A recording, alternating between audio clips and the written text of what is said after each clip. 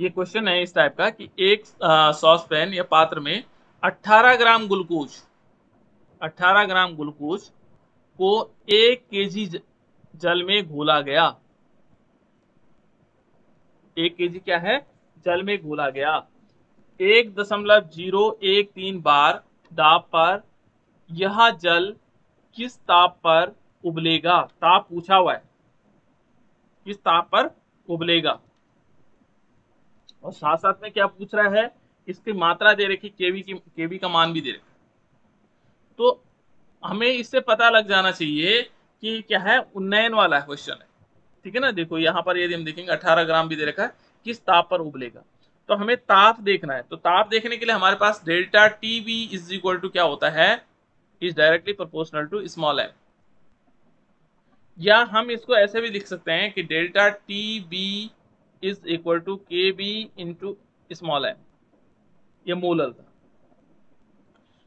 अब इस वैल्यू को यदि हम देखें तो यहाँ पर क्या क्या चीजें हमें मालूम है। हम डेल्टा टी भी निकाल सकते हैं, वो ताप निकाल सकते हैं जो इसका क्या है, जिसको हम कह सकते हैं कि जो उसका क्वथनांक है, ठीक है ना, क्वथनांक। अब वो डेल्टा टी भी कैसे निकलेंगे उसमें, यानी कि जो क्वथनांक में कितनी उन्नयन कितना हुआ, ये डेल्टा टी भी क्या है, क्वथनांक में कितना उन्नयन हुआ बेटा। जो क्वथनांक में कितनी वृद्धि होगी वो है डेल्टा टी भी, है ना। तो इसको निकाल सकते हैं कितनी वृद्धि हुई। तो उस वृद्धि को निकालने के लिए हम निकाल सकते हैं, देखो यहाँ पर केवी की वैल्यू हमें दे रखी है, कितना दे रखा है 0.52 इंटू एम की वैल्यू कैसे निकालते हैं, ये हमें मालूम है। जो विलेय है, विलेय की ग्राम में मात्रा, फॉर्मूला की याद करो, विलेय की ग्राम में मात्रा 18 ग्राम दे रखा है, बटे में क्या आएगा विलेय का अणुभार, इसका अणुभार निकालो, ग्लूकोज का कितना होता है अणुभार, कितना होगा बेटा, ये 180 होगा, क्योंकि 12 छक्का 72, 12 ही हो जाएगा, ठीक है ना, और 16 छक्का 96 हो जाएगा। तो टोटल मिलाकर के 180 हो जाएगा। और देखो इसने अच्छा काम कर रखा है, यानी कि 1 केजी दे रखा, केजी में दे रखा तो हम बटे में 1 केजी कर देते हैं, तो ये 1/10 हो जाएगा, ये 1/10 हो जाएगी। यानी कि इसमें जो क्वथनांक में उन्नयन होगा वो कितना होगा, ये है 52 इंटू 1/10, ये बराबर आ जाएगा हमारे पास 0.5052। इतना है बेटा। ये तो उन्नयन हुआ, लेकिन वो कह रहा है किस ताप पर उबलेगा। तो इसका कोई पहले से ताप रहेगा, पहले से तो ताप रहा होगा। तो जल का यदि ताप देखोगे तो जल का ताप कितना है, देखो इतना बार है दे रखा है यहाँ, इसको समझना जरूरी है। देखो इतने बार दाब पर यह जल किस ताप पर उबलेगा, इस बार पर यदि हम देखेंगे तो ये बार जो होता है ना बेटा, यहाँ पर 1.013, ये हमेशा एक वायुमंडल के बराबर होता है। ये 1.013 है, ये एक वायुमंडल के बराबर होता है। तो एक वायुमंडल का मतलब क्या होता है, ये क्वथनांक है।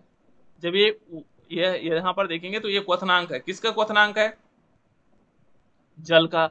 और जल का क्वथनांक हमें मालूम है कितना होता है, 100 डिग्री सेल्सियस में होता है। और यदि हम केल्विन में देखेंगे तो कितना होता है, कितना होगा 273.15 एक्यूरेट वैल्यू ये होती है। यदि 100 डिग्री सेल्सियस को हम कन्वर्ट करेंगे तो ये होगा 373.15 केल्विन। ये तो है जल का ताप, लेकिन उन्नयन कितना हुआ, इतना। तो उबलेगा कितना पर, इसके साथ हम इसको जोड़ देंगे।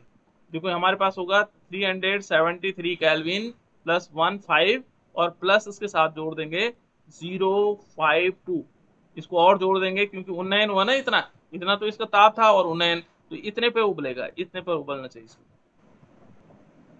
373.202 केल्विन पर, इस ताप पर उबलेगा, इस ताप पर क्या हो गई, उबलेगा।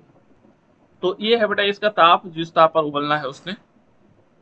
कल बेटा ऐसा है, ध्यान थोड़ा सा रखना है, क्योंकि कल हम थोड़ा हो सकता है रिजल्ट बनाने के लिए विद्यालय जाएंगे। तो हो भी सकती क्लास और नहीं भी हो सकती कल और परसों। तो आप लोगों को मैं मैसेज कर दूंगा, यदि क्लास होगी तो आपको ज्वाइन करने का मैसेज आ जाएगा, ज्वाइन क्लास।